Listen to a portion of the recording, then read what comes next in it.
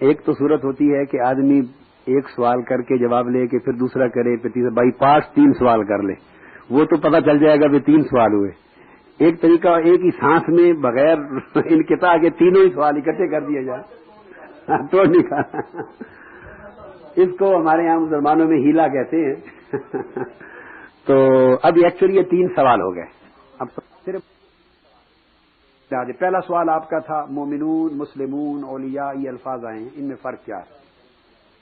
گزارش یہ ہے، جی ہاں میں عرض کرتا ہوں، مومن، مسلم، متقی، محسن، آپ نے 3 اصطلاحات استعمال کی۔ قرآن مجید میں سینکڑوں اصطلاحات ہر ایک مسلمان کے اپنے حال اور درجے کے مطابق بیان ہوئی ہیں۔ میری ایک کتاب ہے، وہ یہاں میں نے پہلے نہیں دی، اگر کسی موقع پہ، وہ ہے طبقات العباد۔ اسی موضوع پر ایک چھوٹی کتاب چاہے کہ قرآن مجید نے پسندیدہ افراد کے طبقے اصطلاحات کے ساتھ کیا بیان کیے اور ناپسندیدہ افراد کے اصطلاحات کے ساتھ جو طبقے بیان کیے، تو دونوں طرف کے طبقات کو ما اصطلاحات بیان کیا میں نے، اس میں مرتب کیا قرآن مجید سے۔ تو مومن تو صاف ظاہر ہے کہ جو شخص کلمہ پڑھ لے گا اور اللہ پر، رسولوں پر، آخرت پر، ملائکہ پر، دوزخ، جنت، جزا و سزا، باس بعد الموت پر زبان سے اقرار اور دل سے تصدیق کر لے گا، اس کو شرعاً مومن کہیں گے، یعنی وہ دائرہ اسلام میں داخل ہو گیا۔ اور اس کے بعد جیسے حدیث بخاری ہے متفق علیہ، حدیث جبرائیل بھی کہتے ہیں کہ جبرائیل امین نے پوچھا مل ایمان، ایمان کیا ہے؟ تو آپ نے ایمان کے جواب میں یہ فرما دیا، سو وہ مومن ہو گیا۔ پھر جبرائیل امین نے پوچھا مل اسلام، یا رسول اللہ اسلام کیا ہے؟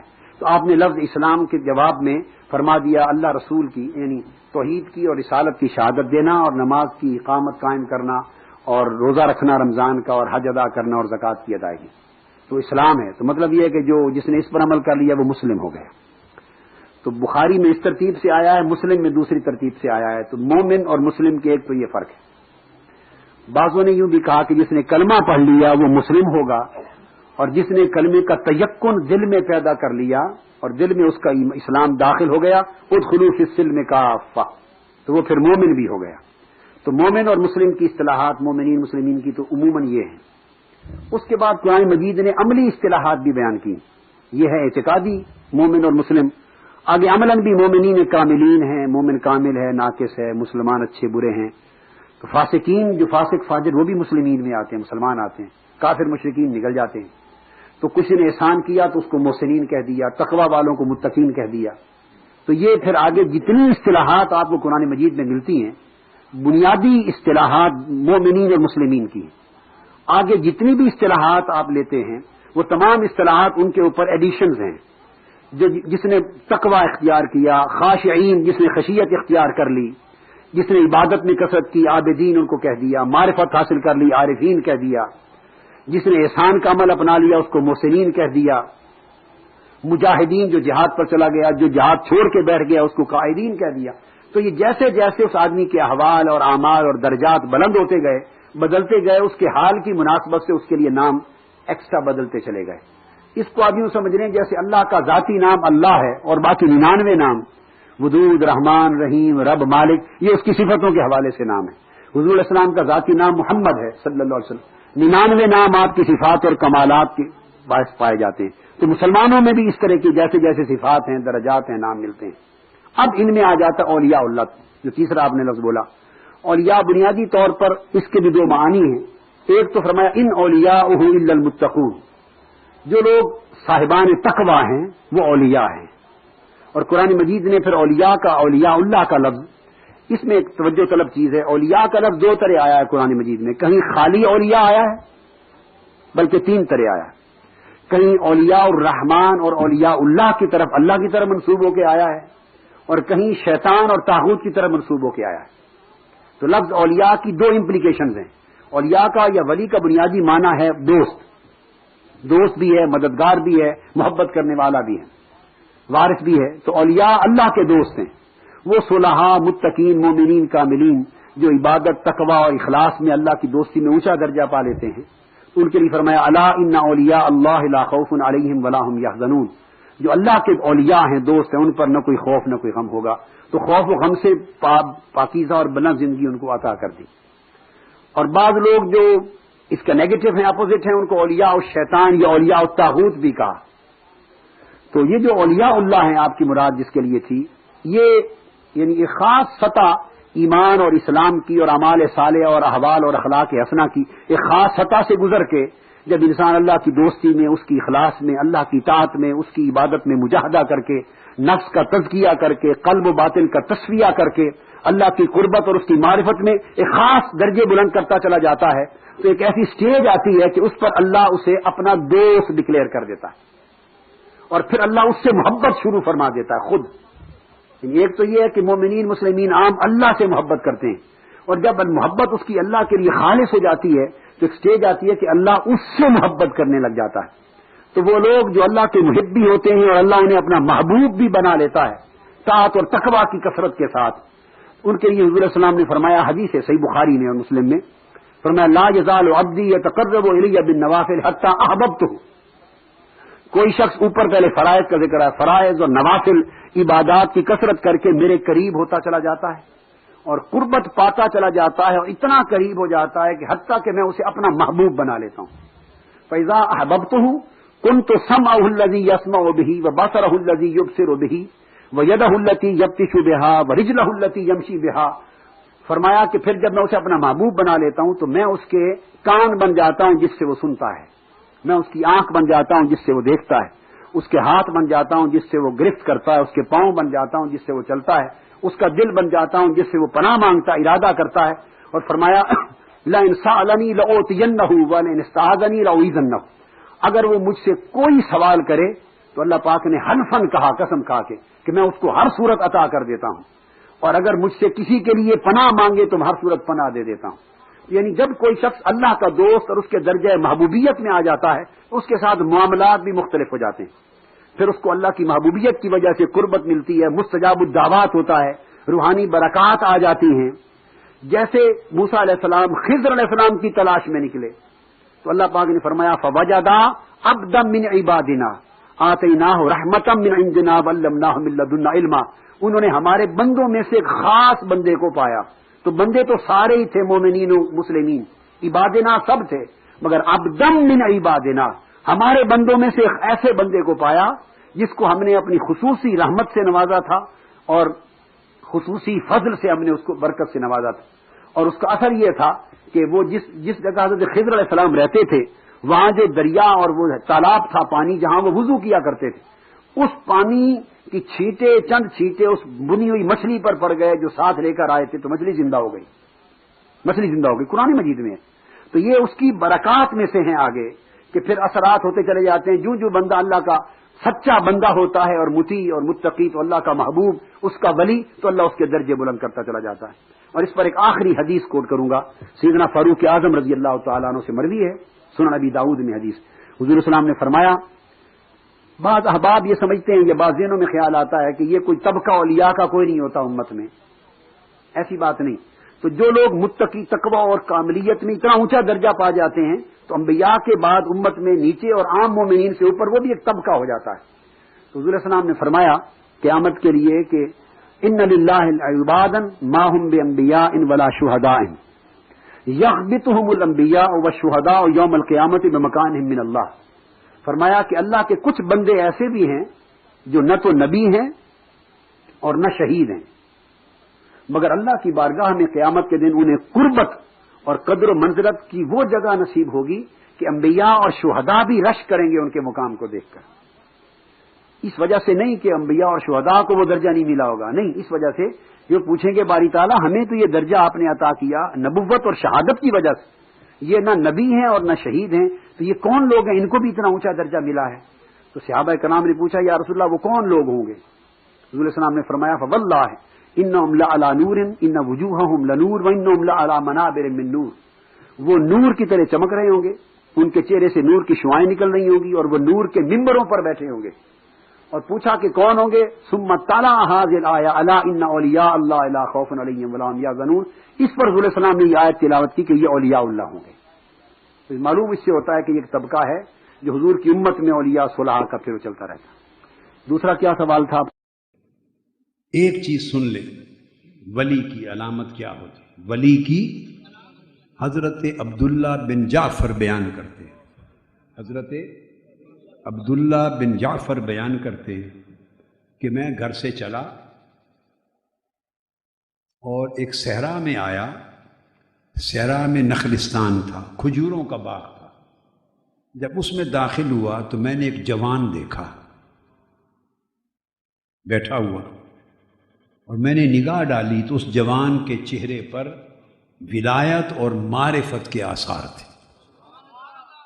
میں نے اس کے چہرے کو دیکھا، اس پر ولایت اور معرفت کے آثار تھے. میں بیٹھ گیا. پھر میں نے دیکھا اور یوں لگا کہ اس نے کئی دن سے کھانا نہیں کھایا، اس جوان نے. حضرت عبداللہ بن جعفر فرماتے ہیں میرے پاس 3 روٹیاں تھیں. کتنی؟ میں نے تینوں روٹیاں اس جوان کو دی کہ آپ کھا لیں. انہوں نے تینوں روٹیاں لے کے اس طرح اپنے پاس رکھ لی. حضرت عبداللہ بن جعفر کہتے ہیں تھوڑی دیر میں کتا آ گیا. اب میں آپ کو ابھی تک ولی کا معنی سمجھ گئے نا، اب ولی کا وتیرہ سمجھا رہا ہوں. پہلے ولی کا معنی سمجھایا، اب ولی کا وتیرہ، ولی کا طریقہ، ولی کا طریقہ، ولی کی زندگی، اس کی عادت، یہ بس ایک ہی سمجھا رہا. تو ایک کتا آ گیا. اس جوان نے ایک روٹی اٹھائی اور کتے کو پھینک دی. کتے نے روٹی کھا لی اور کھا کے ختم کر کے پھر منہ اٹھایا جوان کی طرف. اس نے دوسری روٹی بھی کتے کو دی. اس کتے نے دوسری روٹی بھی ختم کر لی اور پھر منہ اس جوان کی طرف اٹھا کے کھڑا ہو گیا. اس نے وہ تیسری روٹی بھی اس کو دی. کتے نے تیسری روٹی کھائی اور سیر ہو گیا اور بھاگ گیا واپس. پھر منہ اٹھا کے کھڑا نہیں ہوا، بھاگ گیا. حضرت عبداللہ بن جعفر کہتے ہیں کہ میں اس جوان کے قریب گیا. میں نے کہا جوان، آپ ان 3 روٹیوں میں سے ایک کتے کو دے دیتے، 2 اپنے لیے رکھ لیتے. بہت ہی زیادہ کچھ کرنا تھا تو اس کو 2 دے دیتے اور ایک اپنے لیے رکھ دیتے روٹی. آپ نے تینوں روٹیاں اس کو دے دی. کیا؟ تینوں روٹیاں اس کو دے دیں. اب آپ خود کیا کریں گے؟ جوان تو خود کیا کرے گا؟ تو خود کیا کرے گا؟ اس جوان نے کہا کہ اللہ کی اس توفیق کی لذت پہ شکر ادا کروں گا. یہ جو اس نے توفیق دی، اب دن بھر اس کی لذت میں رہوں گا اور شکر ادا کروں گا. انہوں نے کہا کہ میں تو یہ پوچھ رہا ہوں کہ ساری روٹیاں اس کو کھلا دیں، کیوں کچھ اپنے لیے رکھتے؟ اس جوان نے کہا کہ ہماری زمین جہاں یہ نخلستان ہے، باغ ہے، گاؤں ہے، یہ زمین کتوں کی زمین نہیں ہے. دور دور تک ہمارے قصبے کے ارد گرد کتے نہیں ہوتے. اب اس کتے کا آنا، اس کا مطلب ہے ہمارے گاؤں کے دور دور تک کتا ہے ہی نہیں. یہ کتوں کی زمین نہیں. اس کا مطلب ہے بہت دور سے کہیں سے آیا ہے اور روٹی کی تلاش میں آیا ہے. کتا بھوکا تھا. مجھے شرم آئی کہ وہ بار بار سر اٹھاتا تھا اور مجھے اندازہ ہوتا تھا کہ اس کی بھوک ابھی میٹھی نہیں. مجھے شرم آئی کہ خود اپنے لیے روٹی رکھ لوں، کتے کو بھوکا واپس بھیج دوں. مجھے شرم آئی. تو ولی کتے کو بھوکا رکھنے پہ بھی شرما. ولی کتے کا بھی اتنا خیال کرتا ہے. انسان تو پھر بڑی بات. کتے کے جذبات کا اتنا خیال کرتا ہے اور انسان کے جذبات. ولی کسی شخص کا دل نہیں توڑتا. ولی کسی کو گالی نہیں دیتا. ولی کسی کو حقیر نہیں جانتا. ولی کسی کو اوئے توئے نہیں کرتا. ولی کسی کے ساتھ سخت درست لہجے میں بات نہیں کرتا. ولی کنجوس نہیں ہوتا. جس کو کنجوس دیکھو اللہ کی عزت کی قسم غلطی سے بھی ولی نہ سمجھو. ولی کنجوس نہیں ہوتا. اور اگلی بات سمجھاؤں، ولی لینے والا نہیں ہوتا، ولی دینے والا ہوتا. ولی لینے والا نہیں ہوتا، ولی دینے والا ہوتا ہے. ولی کا ہاتھ ایسے نہیں ہوتا. کیا کرو کرو ایسے ہاتھ. ولی کا ہاتھ ایسے کبھی نہیں ہوتا. ولی کا ہاتھ ایسے ہوتا ہے. ولی دیتا ہے. ولی معاف کرنے والا ہوتا ہے. ولی کا شیوا اور وتیرہ یہ. جب اللہ کی ولایت کا دوہرا رشتہ قائم ہو جاتا ہے تو عادات بدل جاتی ہیں، بشری انسانی گھٹیا عادات رہتی ہی نہیں ہیں، ہوتا بشری جسم ہے، عادات فرشتوں والی آ جاتی ہیں، ملکوتی عادات آ جاتی ہیں۔ حضرت شقیق بلخی رضی اللہ تعالی عنہ مدینہ طیبہ حاضر ہوئے اور زیارت کے لیے آئے سیدنا امام جعفر الصادق علیہ السلام، سیدنا امام جعفر الصادق علیہ السلام کی زیارت کے لیے حاضر ہوئے۔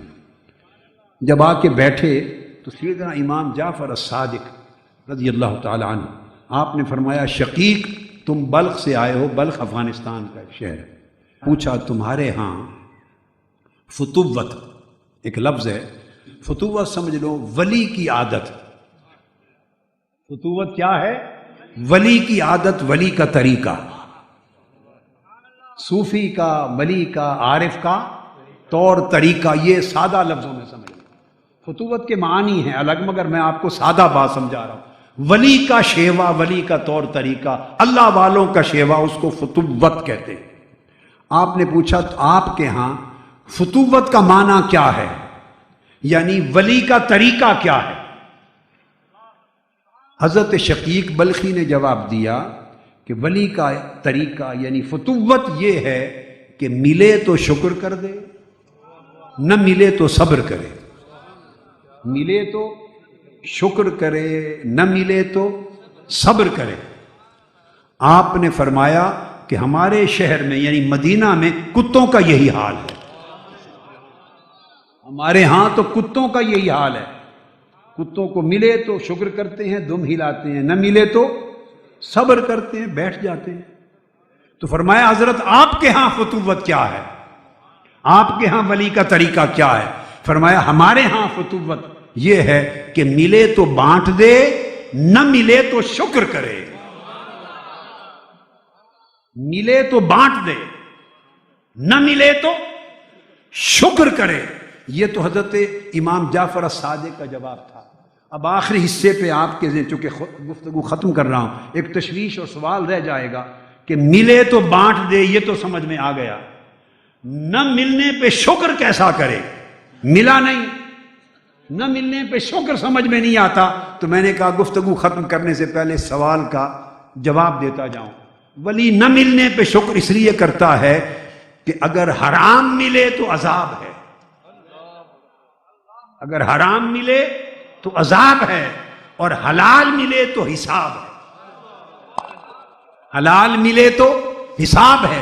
ولی کو جب نہیں ملتا تو شکر کرتا ہے کہ حساب سے بچ گئے، مولا تیری بارگاہ میں حساب بڑا سخت ہے، تو نے حساب دینے سے بچا لیا۔ یہ ولی کا اور اولیاء کا ایک شیوہ زندگی ہے، جو اللہ کی دوستی کی رنگ میں جو لوگ رنگے جاتے ہیں، ان کے شیوے اور ان کے طور طریقے ملکوتی ہو جاتے ہیں، بشری ناسوتی نہیں رہتے۔ اللہ پاک فضل کرے، ہمیں اس راہ پر چلنے کی توفیق دے۔ وما علینا الا البلاغ، والسلام علیکم ورحمۃ اللہ وبرکاتہ۔ جب روح قابض ہو اور جسم کے اندر دل کو روح اپنے جیسا بنا لے، اپنے جیسا بنا لے، تو جب دل پر روح کا رنگ چڑھ جائے، روح ترقی کر کے سر بن جاتی ہے، اور دل ترقی کر کے روح بن جاتا ہے۔ دل روح کے مقام پر آ جاتا ہے اور روح سر کے مقام پر۔ تو اس طرح دل منزلیں طے کرتا چلا جاتا ہے۔ جب دل روح کے رنگ میں رنگا جائے تو وہ فرش پہ چلنے والا انسان عرشی بن جاتا ہے، فرشی انسان عرشی بن جاتا ہے۔ اور ایک جملے میں سمجھ لو، جب فرشی انسان من میں اندر سے عرشی بن جائے، سمجھو ولی اللہ ہو گیا ہے، ولی ہو گیا ہے۔